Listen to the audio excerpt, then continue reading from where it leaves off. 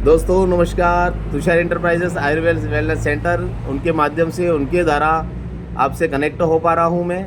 आज का टॉपिक है हमारा खाली पेट हमें क्यों नहीं खाना चाहिए और हम पाचन कैसे सुधार करें।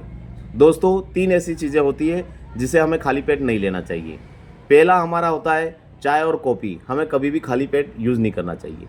अगर खाली पेट करते हैं तो गैस, एसिडिटी और कब्ज इस तरह की चीज़ बनी रहती है, तो इससे हमारा पाचन बहुत खराब होता है और हमारा शरीर कमज़ोर होता है।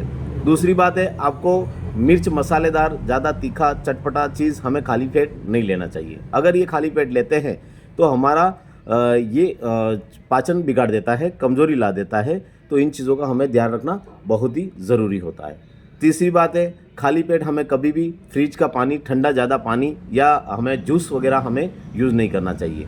अगर ये करते हैं तो हमारी पेट की आग को बढ़ा देता है। मिर्च मसालेदार भी हम यूज़ करते हैं तो हमारी पेट को आग को बढ़ा देता है। तो इन चीज़ों का हमें ध्यान रखना बहुत ही ज़रूरी है।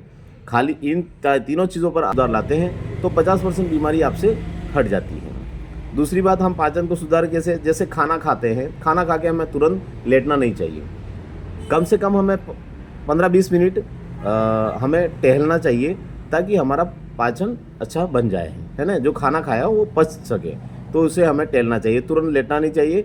खाना खाने के बाद तुरंत भी हमें टहलना नहीं चाहिए, थोड़ा 10 मिनट रेस्ट करके हमें टहलना चाहिए। दूसरी बात है भोजन ऐसे तो एक टाइम करें तो बहुत अच्छा रहता है, लेकिन अगर दोनों टाइम भोजन करते हैं तो कोई दिक्कत नहीं, लेकिन आवश्यकता जितनी है हमारे पेट की उतना ही भोजन करें तो अच्छा रहता है। तो इन चीज़ों को हमें ध्यान रखना बहुत ही ज़रूरी होता है। तो दोस्तों, हमारा पेट अगर ठीक है तो दिमाग शांत होगा, है ना, और दिमाग शांत है तो हमारा शरीर अपने आप ताकतवर बन जाएगा। 3 बातों को हमें ध्यान रखना है। हमारा पाचन सुधर गया तो हमें आधी दवाइयाँ, 20% मुश्किल से दवाइयाँ लेने की ज़रूरत होती है, नहीं तो हम किसी तरह की बीमार नहीं होंगे। तो इसी तरह से वीडियो हमारा फॉलो करिएगा, लाइक करिएगा दोस्तों, और आगे हमें पाचन पर इसी तरह देसी टिप्स आपको बताते रहेंगे। Thank you so much.